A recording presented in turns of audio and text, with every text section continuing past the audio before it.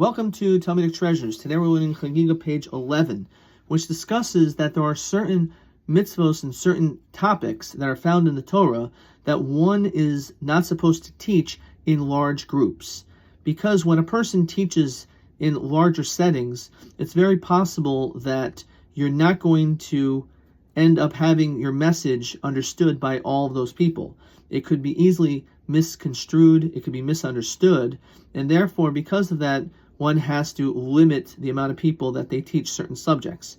One of them is Masa Bereshis, when it comes to the creation of the world, in which, again, there's the possibility that when one studies these sections, it's possible a person could make some very significant mistakes in the understanding of our philosophical Jewish beliefs.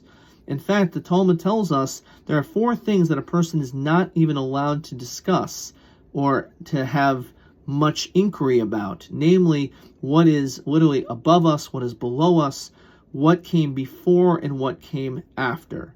And the question is, why do we limit the ability to ask these particular questions?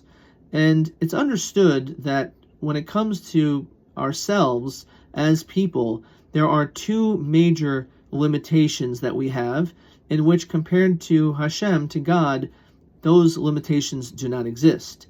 And those 2 things are time and space. First of all, we know that as every person, they were born on a certain date, certain events take place, and then afterwards they pass away. When it comes to God, there is no beginning, there is no end.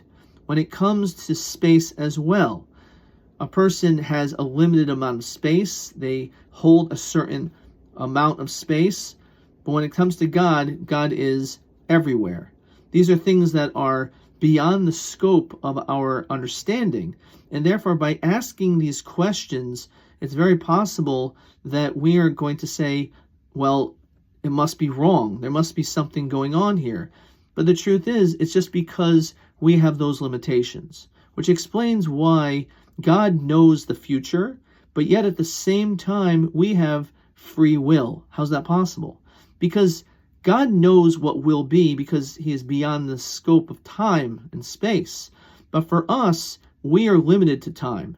And therefore, for us, we could actually have free will, even though God knows what will be. These are very complex, difficult things that are discussed, and therefore, it's something which one needs to be careful how the outcome is.